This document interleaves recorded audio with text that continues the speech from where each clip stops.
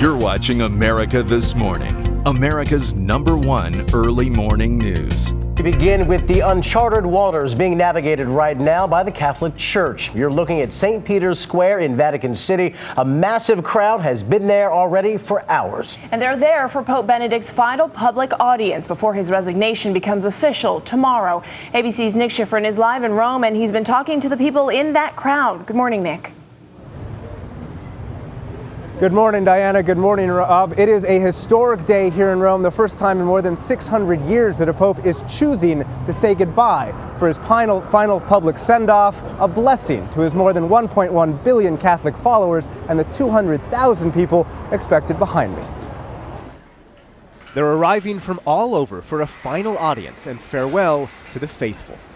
A moment these 3 students from Santa Barbara couldn't miss. Well, it's a history in the making. One final chance to see Benedict XVI in the Pope Mobile. One final chance to hear him speak. This is such a monumental time. No pope has resigned the way he has done, and it's something that we have to see.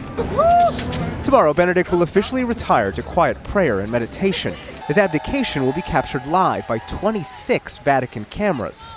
Spectators started lining up before sunrise. They're full of devotion, but Benedict leaves the Catholic Church deeply concerned by corruption, cronyism, and scandal.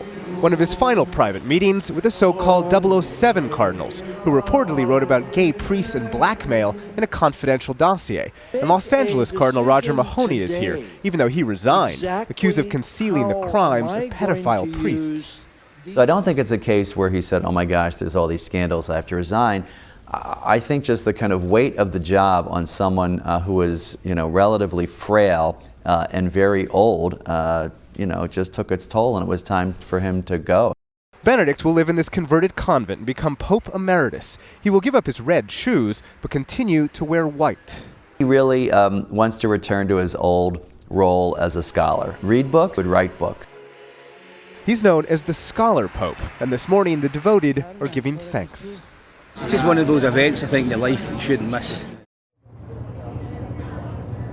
And tomorrow the Pope will say goodbye to his cardinals before leaving here on his helicopter. It's the final and perhaps most memorable act of St. Peter's 265th successor. Rob, Diana? Nick, the faithful are clearly out in force. It's people from all over the world we're talking here. I talked to people from America, from Europe, from Asia this morning. There's tens of thousands of people out braving the cold this morning. It's a beautiful day, but there's a really diverse crowd, and they don't really want to hear anything about these scandals that we've been talking about in the media. They're really here to just say goodbye and to give their thanks. History in the making, as you said. ABC's Nick Schifrin at the Vatican Live for us this morning. Thanks, Nick. And of course, we will have live coverage from Rome throughout the morning, including complete coverage coming up in just a little while on Good Morning America.